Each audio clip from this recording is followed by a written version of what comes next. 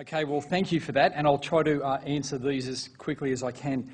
Abdullah pointed out that there were many different halves, or these different words of the Qur'an, but the references that I gave in Bukhari actually showed here that these are more than just different way that words can be said, but there's a whole lot of different extra words there. So there are real textual variants.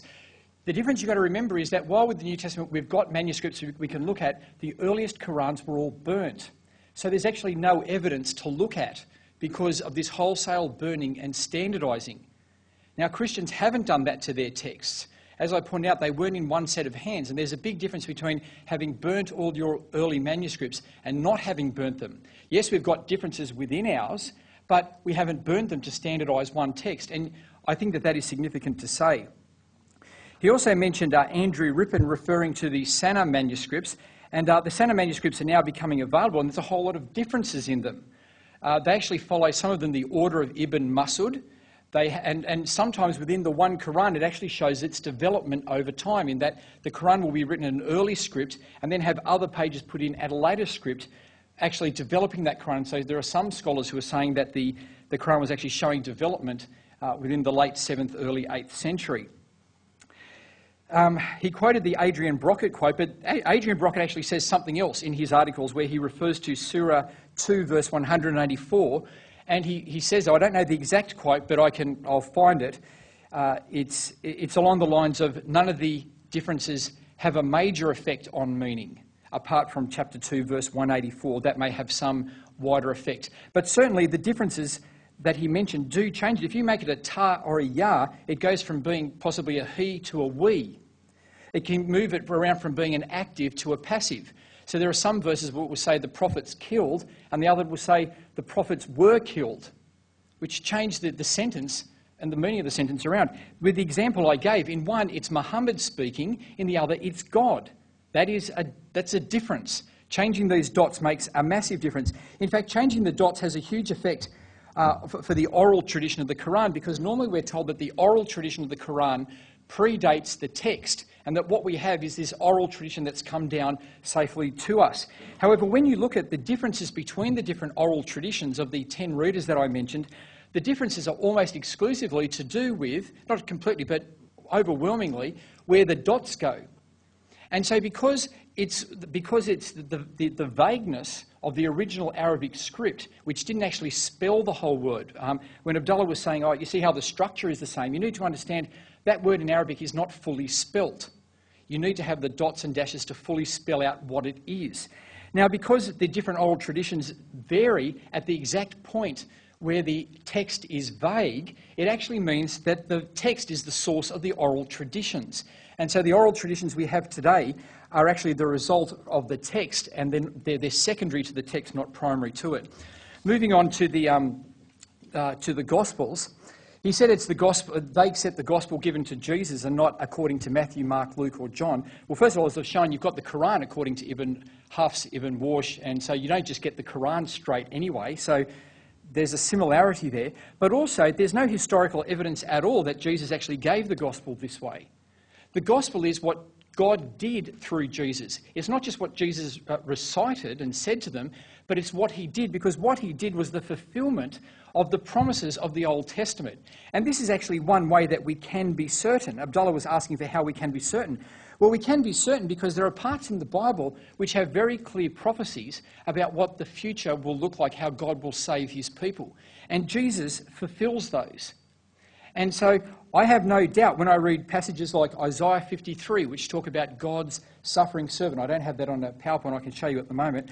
But when I read those, I can see that what the gospel talks about is true. For instance, the doctrine of the Son of God, it's there in the law of Moses. Israel's called the Son of God. In the Psalm 8, humanity is called, the image of God is in Moses. The image of God is in the Psalms. The image of God is in Ezekiel. The image of God is in the book of Daniel. The image of God is in the Gospels and the letters. But the image of God, humanity being made in the image of God, is not in the Qur'an.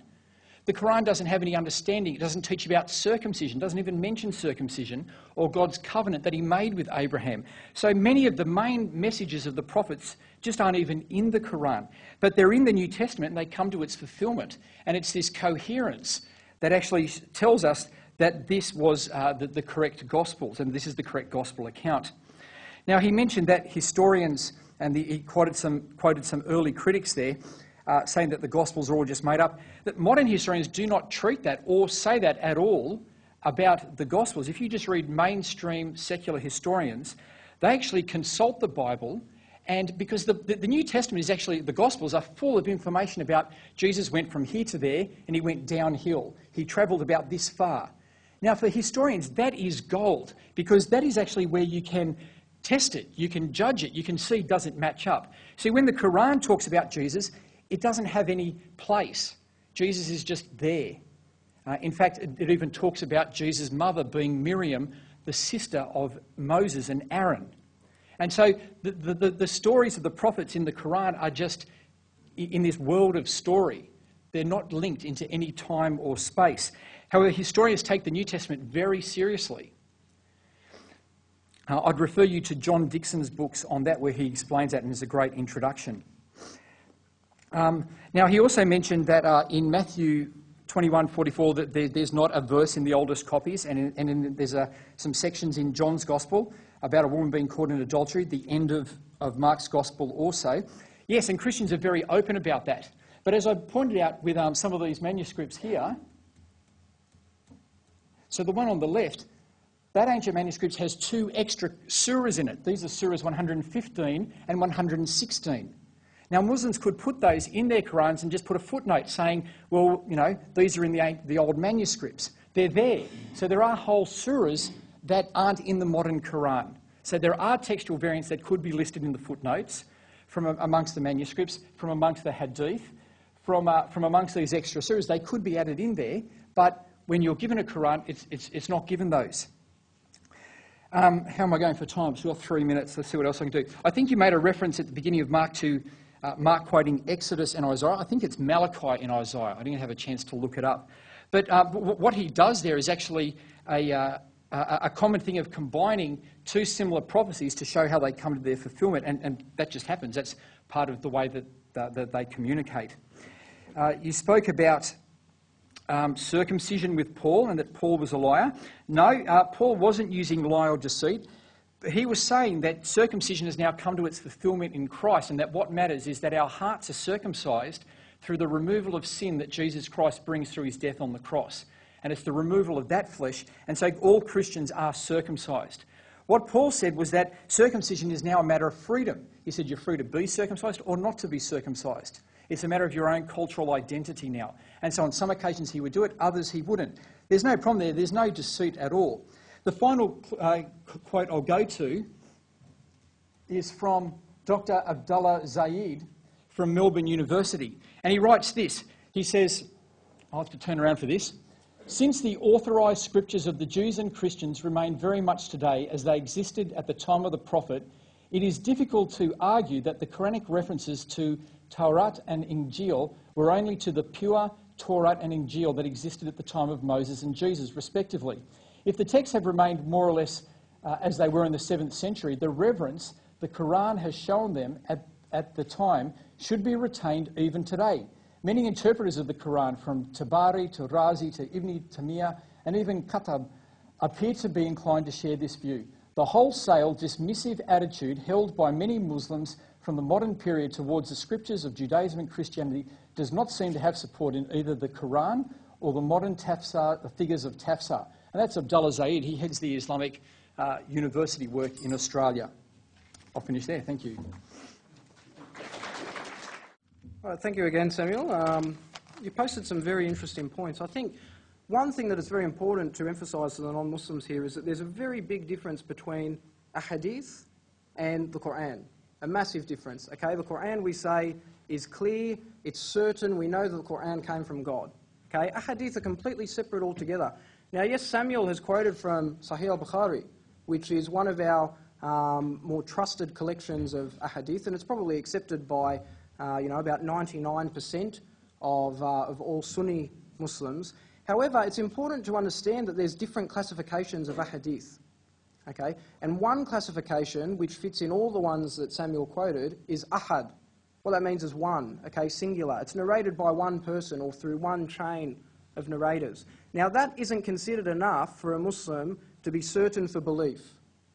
Okay? So when we're quoting from ahadith that are referring to how the Qur'an developed and how it was collected, etc., if these ahadith, which all of these ones were, are ahad, or narrated only by one person through one chain, it's not something that we certainly believe. And all Muslims will agree with you. Now, and what I'm saying right now. Now, it's very important also to understand that there are differences of opinion as to what classifies a reliable hadith or hadith or saying and what doesn't. Okay? And Muslims have written thousands and thousands of books on these. Hundreds were already written by about the 3rd Islamic century, and, you know, classifying the different sayings into different categories. And, you know, I'm certainly not a scholar of that science, but it's important, you know, that you as an individual go away and sort of look at those, because don't think that we just take them on face value. We have explanations, and we also then have explanations of the explanations and disagreements between scholars, etc. Whereas with the Qur'an, everybody agrees that this is what the Qur'an says. Now remember, the structure, as I said, the structure is the same. Now if Samuel's going to say that, well, it's not just the structure that's important, it's also those dots and those small vowels, well then where does that leave the Old Testament? Now, the oldest version of the Old Testament that everybody's got is the Dead Sea Scrolls. Now, the Dead Sea Scrolls are written in Classical Hebrew. As I said, Classical Hebrew, being a Semitic language, does not distinguish between some consonants that are similar in Arabic, and it doesn't have short vowels. So can you understand the Old Testament? Likewise, to say that it's impossible to understand the Qur'an without these markers is ridiculous. It's ridiculous. Because these markers in the Arabic language didn't exist until about the 2nd or 3rd Islamic century. Okay? Muslims were already writing commentaries on the Qur'an before they existed. So did they not know what the Qur'an meant? It's ridiculous.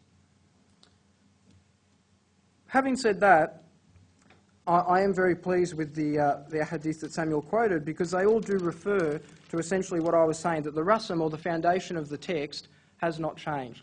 Now, there are some issues there that are probably open for interpretation. I'll actually quote one for all of you here today.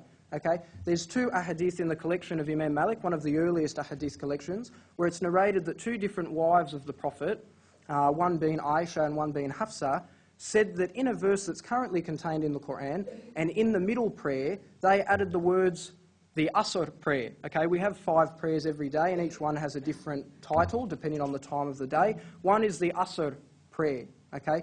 Now, these 2 ahadith have been known for centuries, from the very beginning of when they were recorded, roughly about 100 years after the death of the Prophet, as being explanations of the Qur'an. Because people read that verse, and guard the middle prayer. And they wanted to know, well, which one's the middle prayer? We've got 5, which one? Okay, and so people were explaining that. And most of what you see in the manuscripts that Samuel put up, the additions are explanations of the Qur'an. Okay, just like would be written in Hebrew manuscripts of the Old Testament, explanations, not the text, explanations. Okay, you can't miss the differentiation between the 2. Again, Samuel quoted some differences between Hafs and Warsh, albeit not super specifically. In fact, didn't really give any clear examples and didn't quote a specific example of Adrian Brockett other than just the surah number, and also didn't quote a scholar, whether it be Muslim or non-Muslim, that agrees with his understanding of how the Qur'an was collected. And as I said, there are differences in the mode of recitation. Now, as I said, the Old Testament has at the very least 3 modes of recitation: the Ashkenazi recitation, the Sephardi recitation, and the Yemeni or the Tamimi recitation. These are all completely different. Okay, the meaning of the words is the same, all right, but the way that it sounds is completely different. And someone that only understands Ashkenazi Hebrew, say being me, will have very great difficulty understanding Yemeni Hebrew, particularly when it's being read. The Old Testament. It makes very little sense to me. Okay? So recitation differences don't change the meaning of the text, and to suggest that is to put your own text at ransom. Now, yes, the Apostle Paul does say in one instance where you can choose circumcision or not.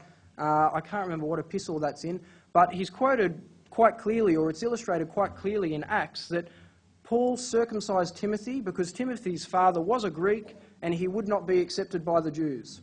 What does that mean? When Paul said, if you become circumcised, you are cut off from Christ. Okay, that's accepting the old law. And if you're under the old law, you're not under